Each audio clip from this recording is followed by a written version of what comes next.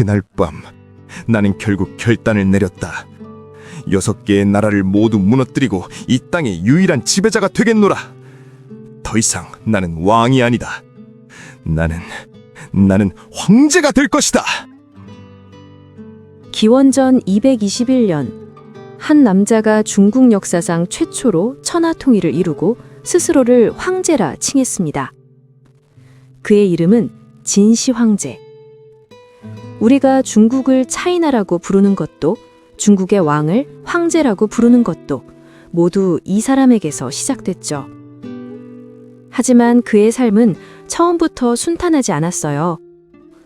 출생의 비밀을 안고 태어나 권력의 정점에 올랐지만 결국 죽음조차 숨겨야 했던 한 남자의 이야기입니다. 오늘 밤 우리는 진시 황제의 파란만장한 인생을 함께 따라가 보려 합니다. 만리장성을 쌓고 분서갱유를 자행하며 불로장생을 꿈꿨던 절대 권력자의 이야기를요. 편안하게 누워서 천천히 이야기 속으로 들어가 보시죠. 진시 황제의 이야기를 시작하기 전에 먼저 당시 중국이 어떤 상황이었는지 알아야 해요.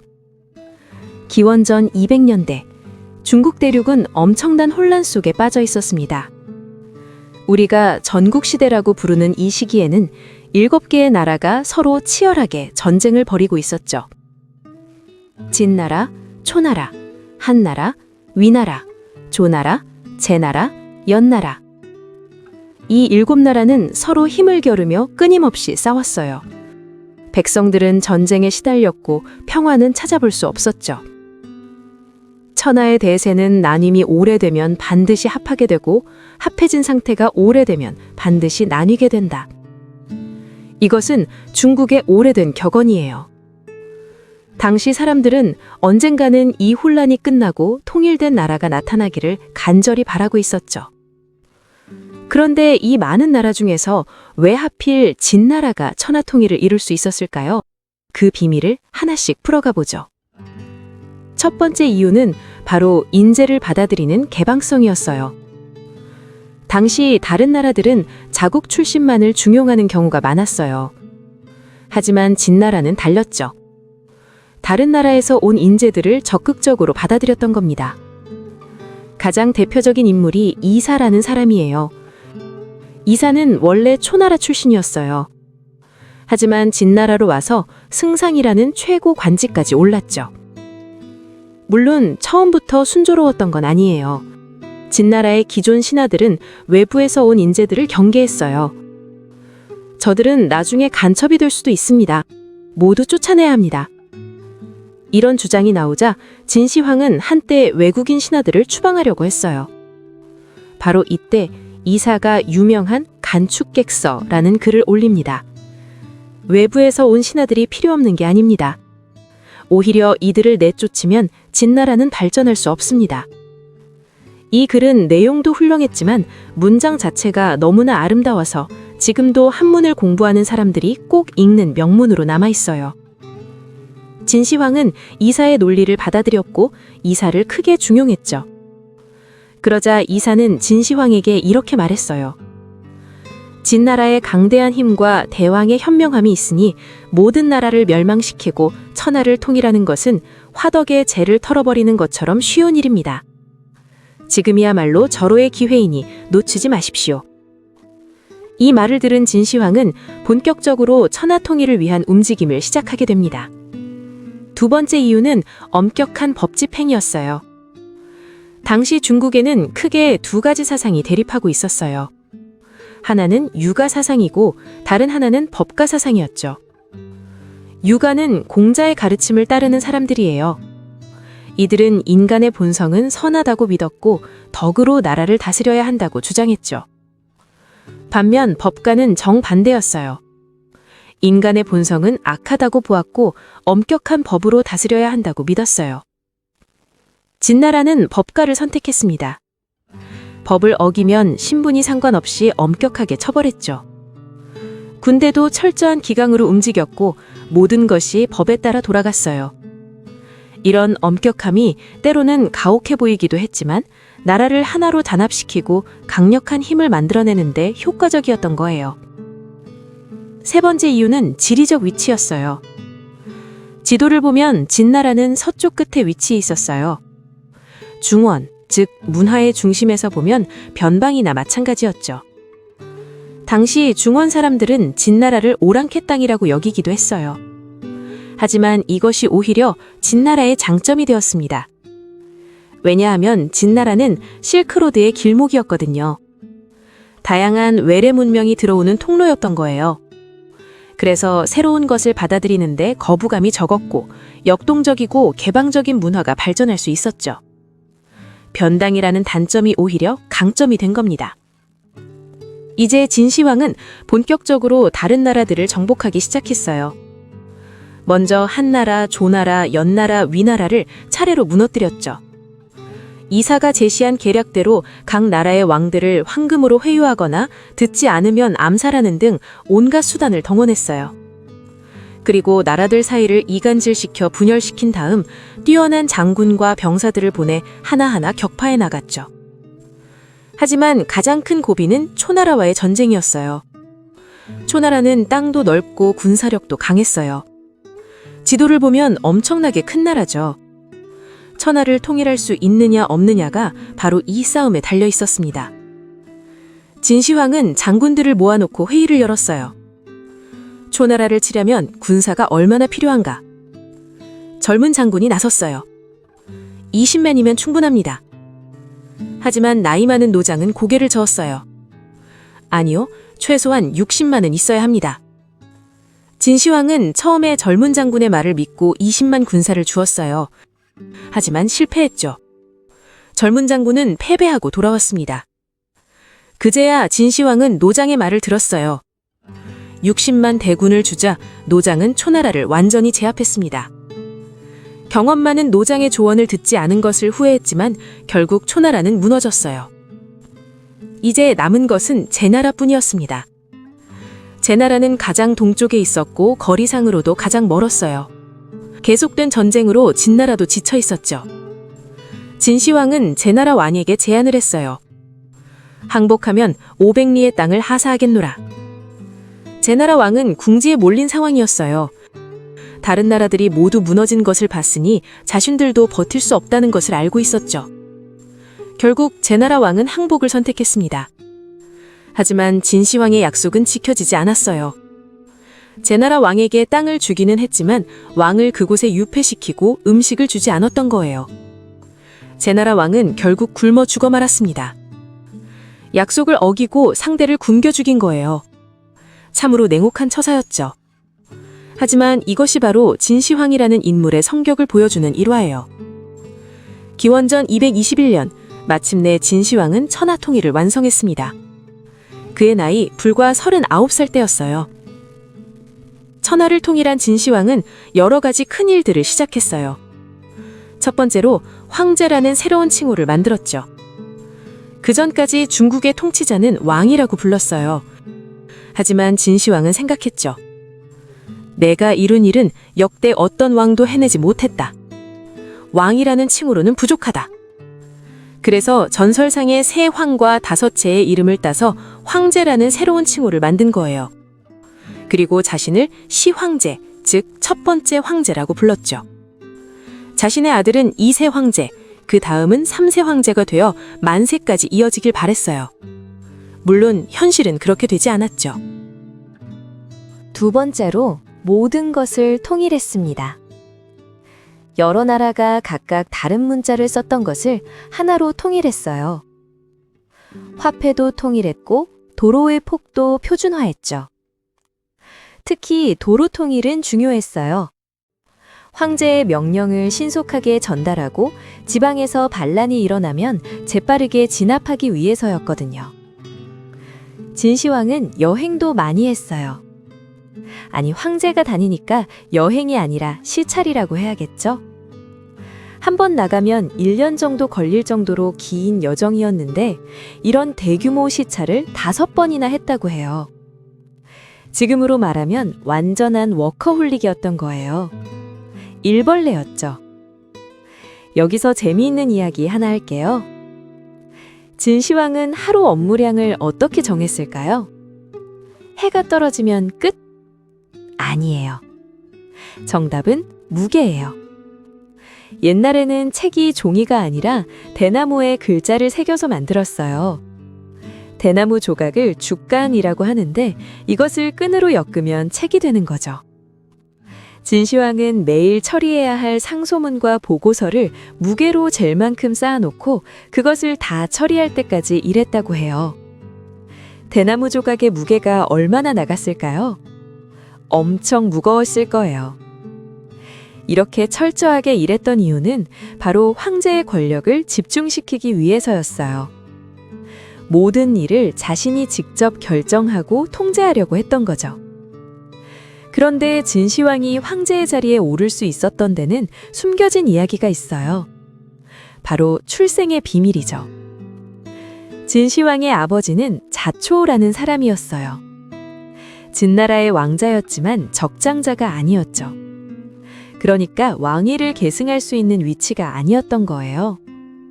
그래서 자초는 조나라로 인질로 보내졌어요. 당시에는 나라들 사이에 동맹을 맺을 때 왕자를 인질로 보내는 경우가 많았거든요. 조나라에서 인질 생활을 하던 자초는 어느 날 한 사람을 만나게 됩니다. 여불위라는 상인이었어요. 여불위는 장사를 통해 큰 돈을 번 사람이었어요. 물건을 알아보는 안목이 뛰어났죠. 어떤 물건이 돈이 될지 딱 보면 아는 능력이 있었던 거예요. 그런데 이 안목이 물건에만 적용되는 게 아니었어요. 사람을 보는 눈도 탁월했죠. 여불위가 조나라에 갔다가 우연히 자초를 보게 됐어요. 그리고 직감적으로 생각했죠. 이거다. 이 사람이 돈이 될 물건이야. 물론 자초가 왕자인 것은 알고 있었어요. 하지만 그가 왕이 될 거라는 보장은 없었죠. 오히려 가능성이 매우 낮았어요. 그런데 여불위는 당시 진나라의 상황을 면밀히 파악하고 있었어요. 자초의 아버지, 즉 당시 진나라 왕이 가장 총애하는 왕비에게는 아들이 없었던 거예요. 이것이 기회였죠. 여불위는 계획을 세웠어요. 자초를 그 왕비의 양자로 들어가게 만들면 자초가 왕위를 계승할 수 있다는 계산이었죠. 그리고 실제로 그렇게 만들어냈어요. 엄청난 재산과 인맥을 동원해서 자초가 태자가 되도록 조종한 겁니다. 하지만 여기서 끝이 아니었어요. 더 큰 사건이 하나 있었죠. 여불위는 자초를 자기 집으로 초대했어요. 그런데 자초가 여불위의 한 애첩에게 완전히 반하고 만 거예요. 그 여자는 절세 미인이었다고 해요. 자초는 그녀를 보자마자 사랑에 빠졌죠. 여불위는 고민했어요. 그 애첩은 자신이 아끼는 여자였거든요. 하지만 자초와의 관계를 위해서는 포기해야 할 수도 있었죠. 그런데 여기에 엄청난 비밀이 하나 숨겨져 있었어요. 역사서 사기에 따르면 그 여자는 이미 임신 중이었다는 겁니다. 여불위의 아이를 임신하고 있었던 거예요. 여불위는 이것을 숨기고 그 여자를 자초에게 넘겨줬어요. 그리고 얼마 후 아이가 태어났는데 그 아이가 바로 진시황이었던 거죠. 그렇다면 진시황의 진짜 아버지는 누구일까요? 자초일까요? 아니면 여불위일까요? 이것은 역사상 큰 논란거리예요. 진실은 아무도 모르죠. 하지만 만약 여불위가 진짜 아버지라면 이것은 역사상 가장 대담하고 치밀한 계략이었던 셈이에요. 어쨌든 자초는 얼마 후 진나라로 돌아가게 되고 마침내 왕위에 오릅니다. 여불위의 계획대로 된 거예요. 여불위는 자초를 왕으로 만든 1등 공신이 되어 승상이라는 최고 관직에 올랐고 경제적으로도 엄청난 보상을 받았어요. 10만 호의 땅을 하사받았죠. 정말 안목이 좋았네요. 자기가 짠 시나리오대로 모든 것이 흘러간 거예요. 그런데 자초는 왕이 된 지 3년 만에 죽고 말아요. 그래서 진시황이 왕위에 올랐을 때 나이가 겨우 13살밖에 안 됐어요. 어린 나이에 왕이 되면 가장 의지할 수 있는 사람이 누구죠? 엄마밖에 없어요. 그리고 그 엄마가 가장 믿는 사람은 바로 여불위였죠. 여불위의 권력은 하늘을 찔렀어요. 그는 천하의 학자 3,000명을 모아서 책을 하나 편찬했어요. 여시춘추라는 백과사전 같은 책이었죠. 세상의 모든 지식을 담은 방대한 책이었어요. 그리고 여불위는 이 책에 대해 엄청난 자부심을 가졌어요. 책이 나온 후 방을 내걸었죠. 이 책에서 한 글자라도 고칠 수 있는 것을 발견하는 사람에게 1,000금을 주겠다. 이것은 황제나 할 수 있는 일이었어요. 그런데 신하인 여불위가 이런 짓을 한 거죠. 그만큼 그의 권력이 막강했다는 증거예요. 그런데 문제가 하나 더 있었어요. 진시황의 어머니와 여불위, 이 둘은 예전에 어떤 관계였죠? 애인 관계였어요. 시간이 흘렀지만 두 사람은 다시 그런 관계를 이어갔어요. 진시황이 어렸을 때는 괜찮았지만 점점 커가면서 문제가 됐죠. 여불위는 생각했어요. 이 사실이 진시황에게 들키면 큰일 나겠어. 어떻게든 이 관계를 끊어야 해. 하지만 태후, 즉 진시황의 어머니는 헤어지기 싫어했어요. 여불위는 묘책을 냈습니다. 자신이 직접 빠지는 대신 다른 남자를 태후에게 소개해 준 거예요. 노예라는 사람이었어요. 태후는 노예를 좋아했고 여불위는 은밀히 빠져나올 수 있었죠. 이제 문제가 해결된 것처럼 보였어요. 하지만 상황은 더 악화됐습니다. 태후와 노예 사이에서 아이가 둘이나 태어난 거예요. 이것은 엄청난 스캔들이었죠. 진시황의 배다른 형제가 생긴 셈이니까요. 결국 누군가가 이 사실을 고발했어요. 고발장이 진시황의 손에 들어갔고 더 충격적인 내용도 있었어요. 노예가 반란을 일으키려 한다는 거였죠. 심지어 왕의 옥새까지 위조했다는 소문도 있었어요. 진시황은 노예를 잡아들였어요. 그리고 가장 잔인한 형벌인 거열형, 즉 사지를 찢어 죽이는 방법으로 처형했죠. 하지만 진짜 문제는 여불위였어요. 이 모든 일이 여불위에게서 시작됐잖아요. 하지만 여불위는 나라의 공신이었어요. 함부로 죽일 수는 없었죠. 진시황은 여불위를 다른 지방으로 유배 보냈어요. 그리고 친서를 보냈습니다. 그대는 진나라와 어떤 혈연 관계가 있어서 부라는 칭호를 쓰는가? 즉시 일가를 이끌고 다른 나라로 옮겨 살아라. 이 편지를 받은 여불위는 깨달았어요. 결국 진시황은 자신을 죽일 거라는 것을요. 어차피 죽을 거라면 치욕스럽게 죽느니 스스로 죽는 게 낫다.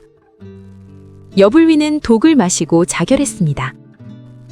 이렇게 해서 진시황은 자신만이 유일한 권력자임을 천하에 확실하게 선언하게 된 거예요. 어머니와의 관계도 끊어버리고 자신을 왕으로 만들어준 은인도 제거한 거죠. 냉혹하다고 할 수밖에 없어요. 권력을 완전히 장악한 진시황은 이제 북쪽의 위협에 눈을 돌렸어요. 흉노라는 유목민족이 끊임없이 침입해왔거든요. 천하를 통일했지만 진시황도 흉노만큼은 어쩔 수 없었어요. 그래서 진시황은 결단을 내렸습니다. 거대한 성벽을 쌓아서 흉노의 침입을 막기로 한 거예요. 이것이 바로 만리장성입니다. 사실 만리장성은 진시황이 완전히 새로 만든 건 아니에요. 전국시대 때 북쪽에 있던 나라들이 이미 각자 성벽을 쌓아놓고 있었거든요. 진시황은 이 성벽들을 연결하고 보수하고 새로 쌓아서 하나의 거대한 장성으로 만든 거죠. 하지만 이 공사는 엄청난 희생을 요구했어요. 무려 30만 명의 병력이 동원됐어요. 눈보라가 치든 비바람이 몰아치든 일을 멈출 수 없었죠.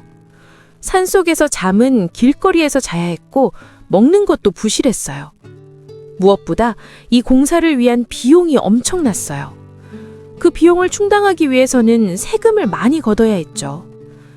백성들의 고통은 상상을 초월했습니다. 세금을 감당하지 못한 백성들이 죽어나갔어요. 5가구 중 1가구는 만리장성 공사에 사람을 보내야 할 정도였어요. 나라를 지키기 위해 시작한 만리장성 공사가 오히려 백성들을 죽음으로 몰아넣었던 거예요.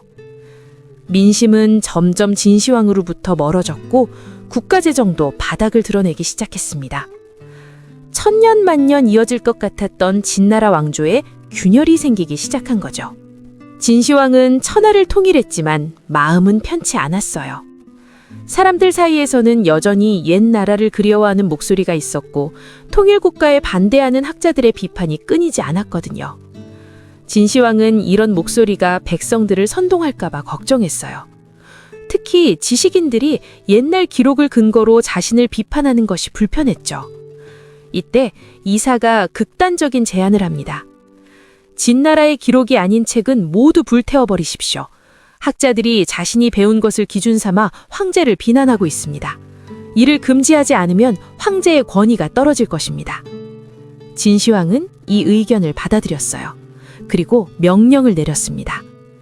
진나라의 역사서를 제외한 모든 책을 불태워라. 의학, 농업, 점술에 관한 책만 예외였어요. 나머지는 모두 태워야 했죠. 그런데 더 무서운 규정이 있었어요. 2사람 이상이 만나서 옛날 책에 대해 토론하면 공개 처형한다. 토론이 금지된 거예요. 혼자 보는 건 괜찮지만 여럿이 모여 의견을 나누면 안 된다는 거죠. 왜 그랬을까요? 통치자들이 가장 두려워하는 게 뭘까요? 바로 백성들이 모여서 이야기하고 생각을 공유하는 거예요. 명령을 내린 지 30일이 지나도 책을 불태우지 않는 사람은 얼굴에 문신을 새겼어요. 누가 봐도 저 사람은 죄인이다 라는 것을 알 수 있게 낙인을 찍은 거죠.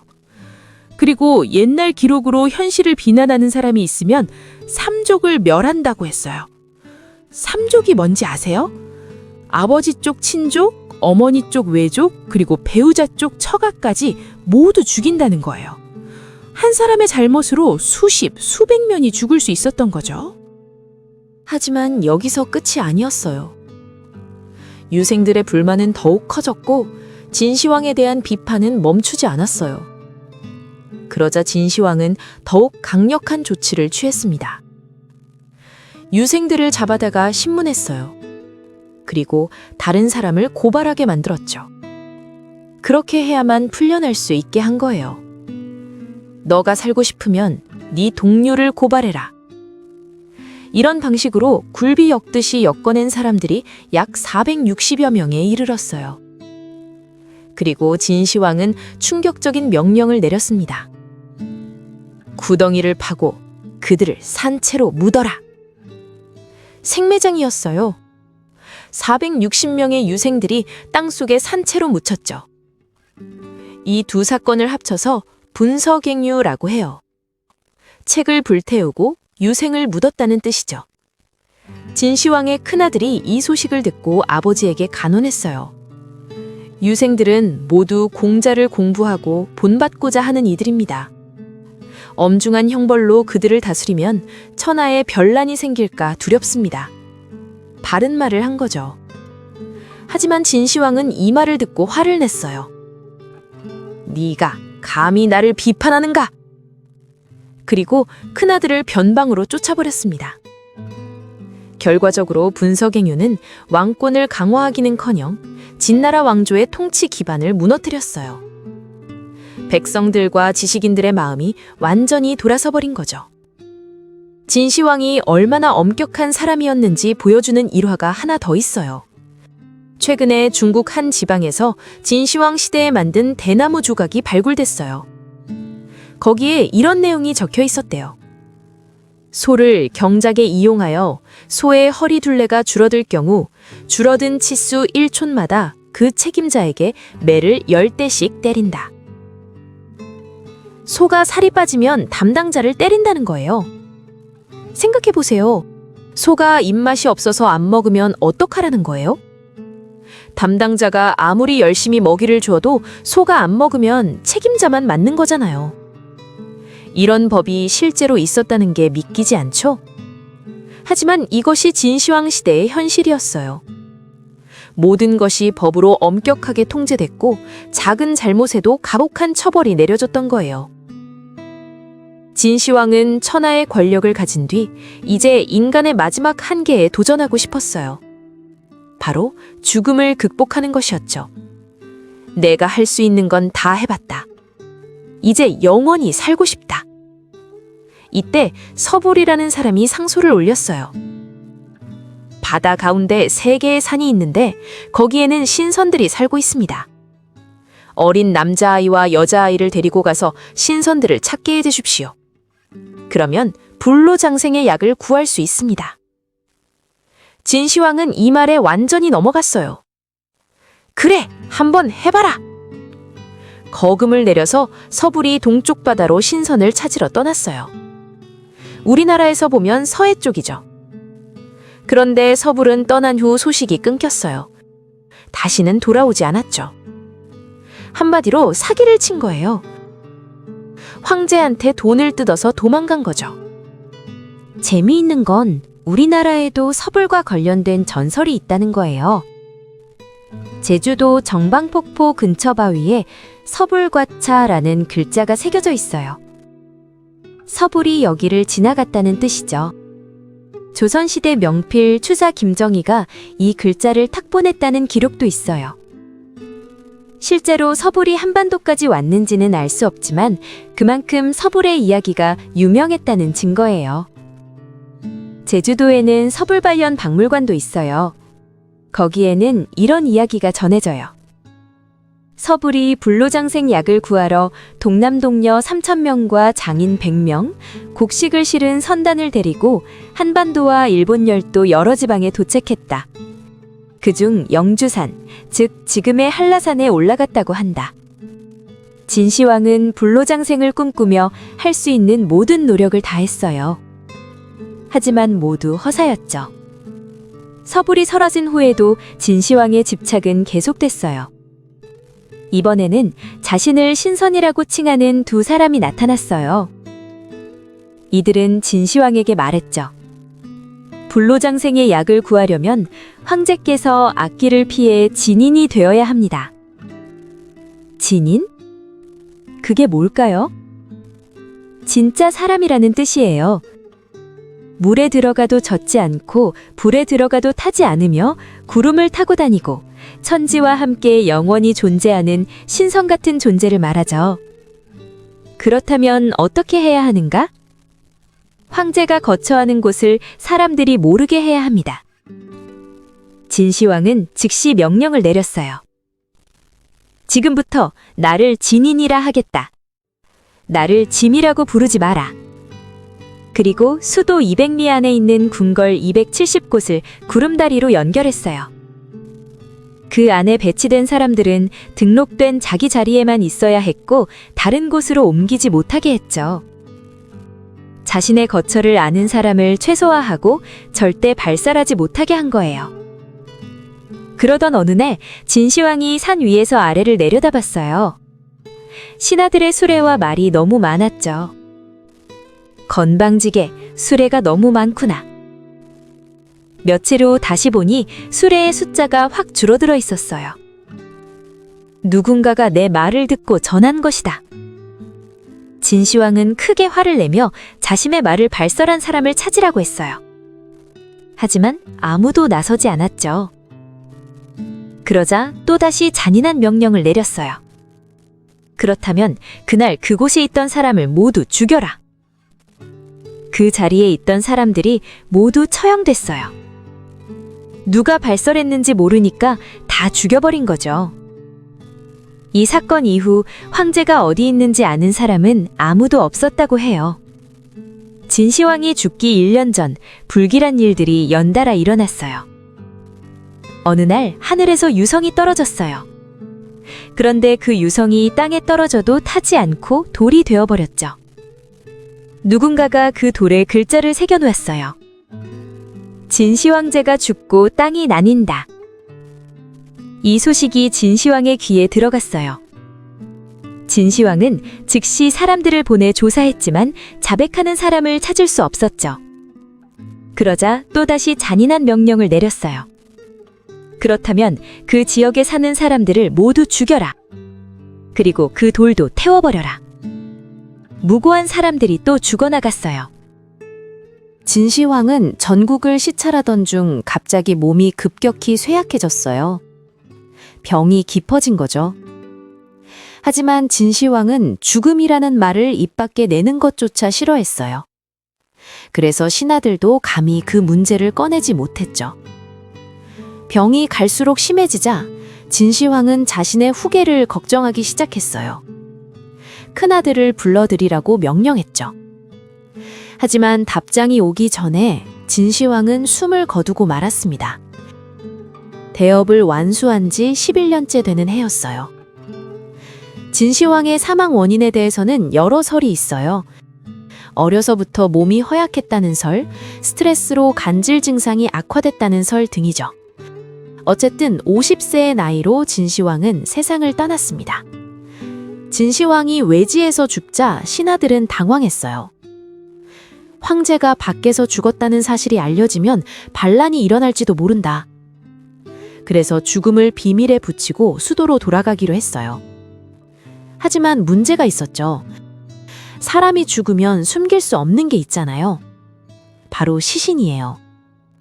여름이었기 때문에 시체가 빠르게 부패하기 시작했어요. 냄새가 나는 거죠.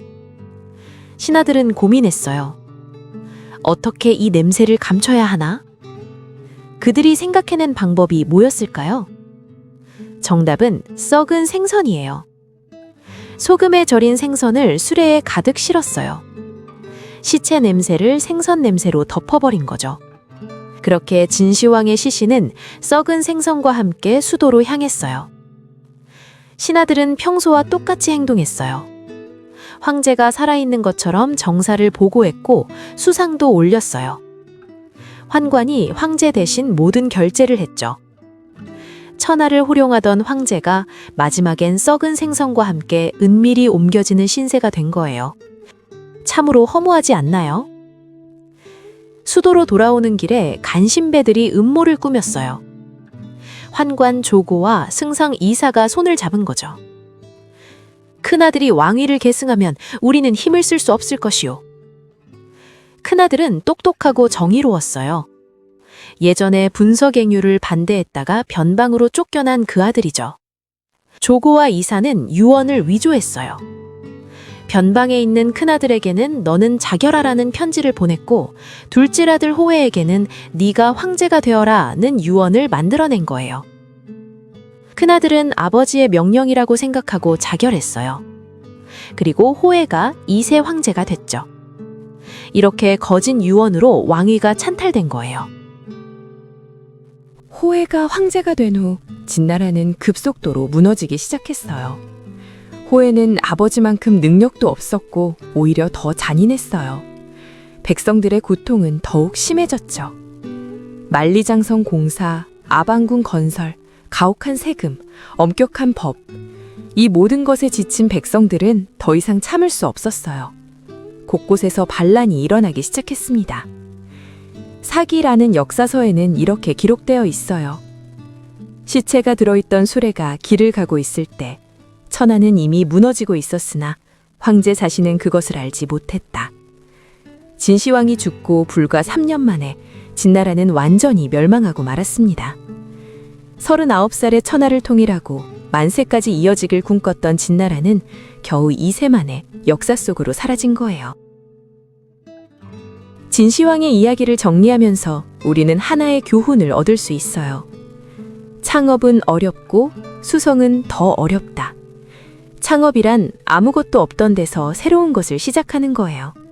진시황이 천하를 통일한 것처럼요. 수성이란 그것을 지켜내는 거죠. 진시황은 천하 통일이라는 대업을 이뤘지만 유지하는 데는 실패했어요. 왜 그랬을까요? 백성들의 마음을 얻지 못했기 때문이에요. 엄격한 법과 가혹한 노역으로 백성들을 억압했죠. 지식인들도 탄압했고요.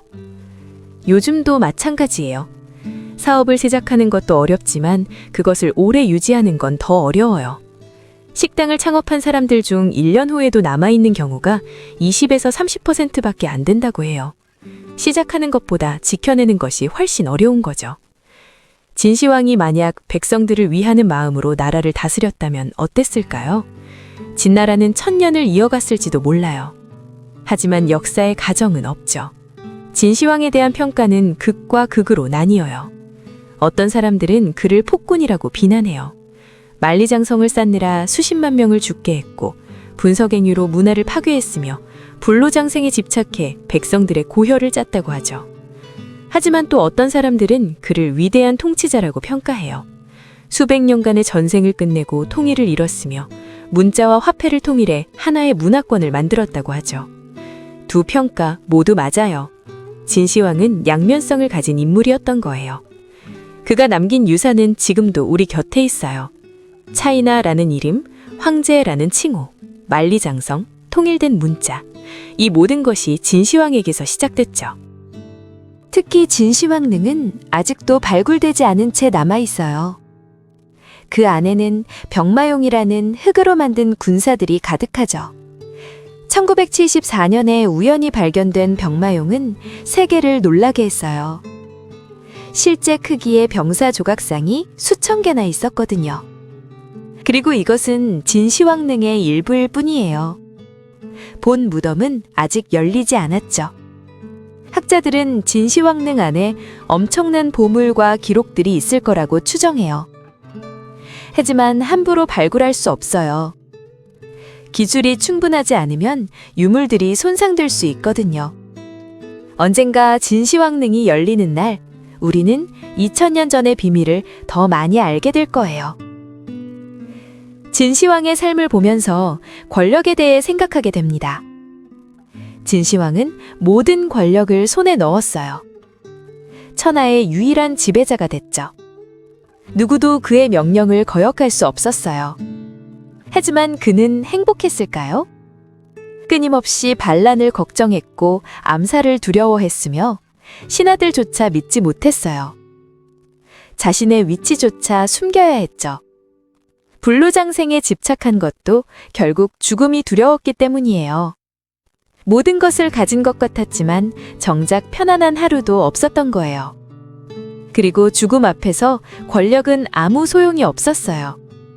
죽어서는 썩은 생선과 함께 운반되는 신세가 됐죠. 권력은 목적이 아니라 수단이어야 해요. 백성을 위해, 더 나은 세상을 만들기 위해 사용해야 하는 거죠. 하지만 진시황은 권력 그 자체에 집착했어요. 그래서 비극적인 결말을 맞이한 거예요. 진시황의 이야기에서 우리는 무엇을 배울 수 있을까요? 첫째, 인재의 중요성이에요. 진시황이 천하를 통일할 수 있었던 것은 출신에 상관없이 인재를 등용했기 때문이에요. 오늘날 기업이나 조직도 마찬가지예요. 학벌이나 배경보다 능력을 보고 사람을 뽑아야 성공할 수 있죠. 둘째, 법치의 중요성이에요. 진나라가 강해질 수 있었던 것은 엄격한 법 집행 덕분이었어요. 하지만 동시에 너무 가혹한 법이 백성들을 고통스럽게 했죠. 법은 공정해야 하지만 동시에 인간적이어야 해요. 균형이 중요한 거죠. 셋째, 민심의 중요성이에요. 진시황은 강력한 힘으로 나라를 통일했지만 백성들의 마음을 얻지는 못했어요. 결국 민심을 잃으면 어떤 권력도 오래갈 수 없어요. 넷째, 집착의 위험성이에요. 진시황은 불로장생에 집착했어요. 현실을 직시하지 못하고 불가능한 꿈을 쫓다가 엄청난 재산을 낭비했죠. 우리 삶에서도 마찬가지예요.